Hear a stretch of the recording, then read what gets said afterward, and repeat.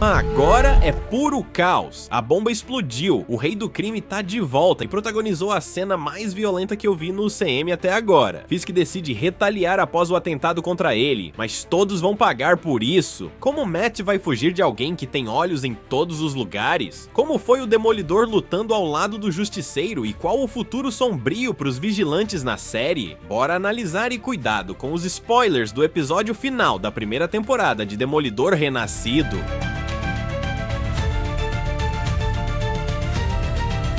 O episódio já começa nos dando a certeza do que tínhamos suspeitas. Vanessa contratou a morte de Fogg e o motivo: Nelson estava investigando a corrupção no porto de Red Hook, por isso Vanessa mandou o mercenário para matar Fogg e proteger o segredo da família Fisk. Então, essa morte é uma peça-chave para tudo que aconteceu, e vocês vão ver que ela vai ter um impacto direto na luta que o Demolidor vai ter que travar contra o Fisk. É brutal, é trágico, mas também é o que joga todo o jogo de poder e corrupção de Fisk pra cima de Matt Murdock de forma implacável. Após o atentado à sua vida, Fisk está com sangue nos olhos e prestes a explodir. Durante a madrugada, ele reúne seus aliados e corta a energia da cidade. A regra agora é clara: qualquer vigilante deve ser eliminado imediatamente. E a oportunidade perfeita para eliminar o Demolidor surge, acamado e debilitado. Fisk manda Buck finalizar Matt. Assim, a impressão que daria é que ele havia morrido em decorrência aos ferimentos causados pelo mercenário. A frase de Fisk revela bem seu propósito: melhor um herói morto do que um vigilante vivo. Agora, voltamos para os acontecimentos passados. Matt levou uma bala para proteger o rei do crime, por isso está internado, mas sua mente só consegue pensar em entender o que Fogg havia descoberto a ponto de levar à sua morte. Buck chega no hospital e se aproxima do quarto de Murdock com os aparatos para aniquilar o advogado, mas claro, Matt não é qualquer um. Com sua audição aguçada, ele percebe a armadilha a tempo e consegue escapar. Ele tá ferido, todo quebrado, mas isso não impede o Demolidor de lutar. Ao chegar em casa, Matt estava sendo esperado por um rosto amigo. Sim, o Justiceiro. Frank Castle o aguardava, já com seu traje e armas preparadas, pois sabia o que viria à frente. Frank menciona que alguém ligou pedindo ajuda e descobrimos quem é mais à frente. A cidade está um verdadeiro caos, tudo na escuridão total, as ruas sendo vandalizadas, locais sendo saqueados e pessoas sendo mortas deliberadamente pela força-tarefa de Fisk, que agora agem sem piedade, sem julgamentos ou escrúpulos. Verdadeiros carrascos, pois sabem que não haverá punição. É então que a força-tarefa invade o apartamento de Matt e um verdadeiro massacre se inicia. E tudo isso graças ao Justiceiro. Ele não tem a trava moral que segura Matt a série inteira. Ele massacra geral sem hesitar, sem misericórdia. Enquanto isso, Matt tenta manter sua moral intacta e evita matar. O contraste entre os dois é visível, o Justiceiro com sua brutalidade implacável e Matt tentando se segurar, ainda preso aos seus princípios. Essa dinâmica cria uma ação tão pesada que a gente fica grudado na tela. Nisso tudo, Matt descobre o responsável por assassinar Hector Ayala, o Tigre Branco. Frank sussurra igual um diabinho no ombro para que ele se vingue e mate aquele psicopata, mas a moral de Matt novamente o impede. Nesse instante, um som de bomba é percebido e os dois fogem do prédio. De qualquer forma, o assassino do Tigre Branco morreu ali. Descobrimos então quem pediu ajuda a Frank foi Karen Page, que ao saber sobre a fuga do mercenário da cadeia, percebeu que Matt não poderia lidar com as coisas sozinho. Agora, após tantos episódios se segurando, o rei do crime finalmente voltou. Fisk explode, literalmente. Você que acompanhou o Demolidor na Netflix sabe o quão manipulador e astuto o Fisk era. Mas, meus amigos, o Fisk que vimos nesse final é ainda mais brutal e direto. Ele se revelou e agora não tem mais nenhuma amarra. Sem aquele jogo de sombras ou manipulação sutil, agora ele é o vilão clássico, assumido e totalmente focado em sua dominação e poder. Aqui, ele é muito mais implacável, mais explícito nas suas ações. Fisk não hesita em fazer o que for necessário para manter o controle de Nova York. Quem acaba sofrendo nas mãos do rei do crime é o comissário Galo. Sheila se mostra ao lado de Wilson e grava uma conversa em que o comissário revela sua intenção de lutar contra Fisk e sua corrupção.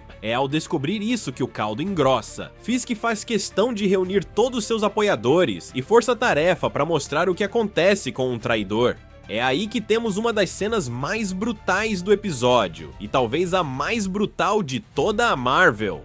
Eu, pelo menos, não me lembro de nenhuma tão explícita quanto essa. Inclusive, é mais pesada que a cena da porta do carro. O rei do crime simplesmente segura a cabeça do comissário e começa a apertar até destroçar completamente. Seu cérebro e sua mandíbula ficam expostos e pendurados. Não existe nem como eu colocar essa cena, porque com certeza teria o vídeo barrado. Então, percebemos o seguinte: durante toda a temporada, vimos um Fisk contido, que não agia, ficava quieto e suportava, e chegamos até a crer que ele podia estar mudando, mas tudo não passou de encenação. Nesse último episódio, tivemos o retorno definitivo do Rei do Crime, violento, brutal e amedrontador. Toda a trajetória dele nessa jornada nos fez pensar que ele nunca faria o que fez, mas também fomos enganados. Enquanto isso, Daniel sucumbe completamente à corrupção, assim como todos os aliados de Fisk.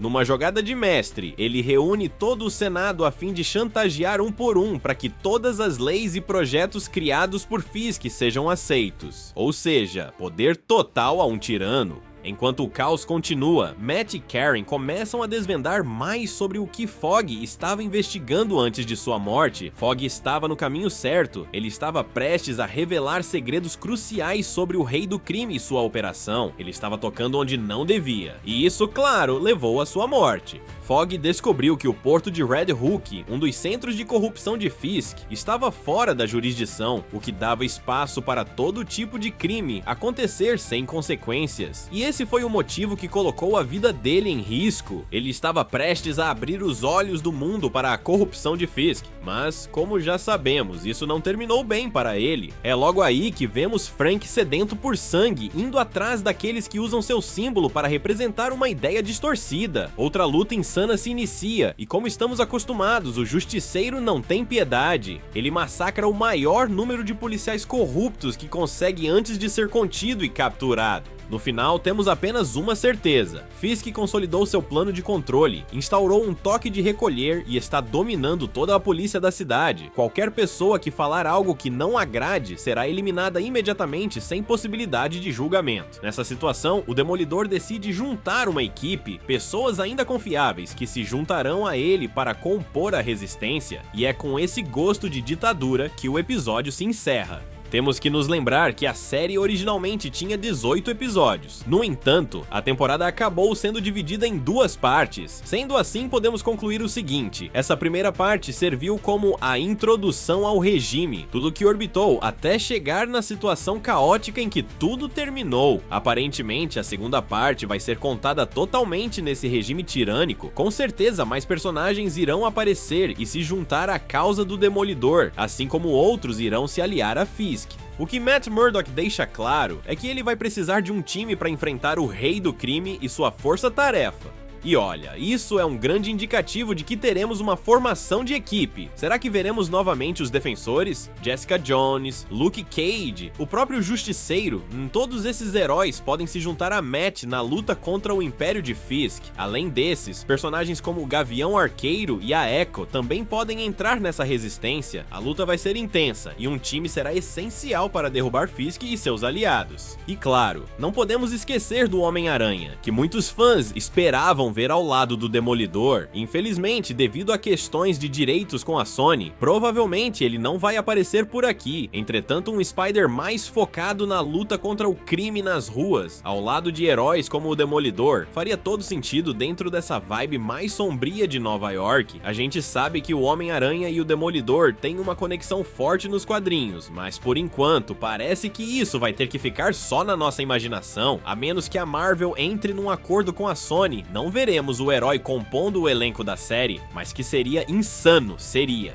A cidade está tomada pela corrupção, pela violência e pelo caos, e Matt vai precisar de toda a ajuda que conseguir. E temos uma cena pós-crédito. Nela vemos o Justiceiro preso numa jaula, junto com outras ameaças para Fisk, incluindo vigilantes como Jack Duquesne, o espadachim. Mas claro, isso não dura muito. O Justiceiro atrai o guarda e quebra seu braço com tanta facilidade que até parece um graveto. Será que ele vai libertar ali mais alguém que poderá se juntar à resistência do Demolidor? Só nos resta aguardar. Mas e você? Gostou do final da série ou acha que deveriam ter encerrado a história? Quem você acha que vai compor o time do Demolidor na próxima temporada? Que cena épica dos quadrinhos você gostaria de ver na série? Não esquece de comentar, porque gosto muito de saber sua opinião.